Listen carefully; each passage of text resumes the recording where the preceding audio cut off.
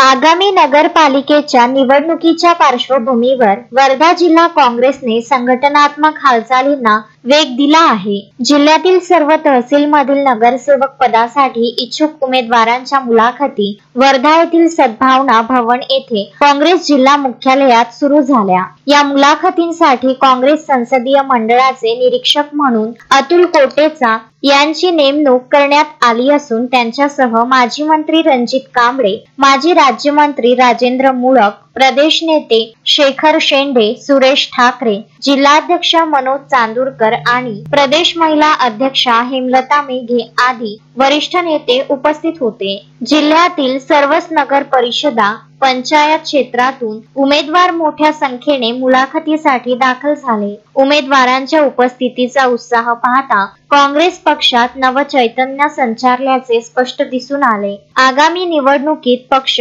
पुन्हा एकदा आपले हरवलेले वैभव मिळविण्यासाठी सज्ज होत असल्याचे संकेत या प्रक्रियेतून दिसत आहेत। स्थानिक पातळीवरील कार्यकर्त्यांची चाचणी करून सक्षम उमेदवारांना संधी देण्याची काँग्रेसची तयारी असून सामाजिक समतोल, कार्यकर्त्यांची निष्ठा आणि स्थानिक जनाधार यांना प्राधान्य दिले जात असल्याची माहिती मिळाली आहे। राजकीय जाणकारांच्या मते काँग्रेसने वेळेवर उमेदवार निश्चित करण्याची प्रक्रिया हाती घेतल्याने येणाऱ्या निवडणुकीत पक्ष अधिक बळकटपणे मैदानात उतरणार आहे। जिल्हा काँग्रेसमध्ये या मुलाखतींमुळे निवडणुकीचे तापमान वाढले असून पक्षाच्या गोटात उत्सुकतेचे वातावरण निर्माण झाले आहे। अश्विन शहा, विदर्भ न्यूज, वर्धा।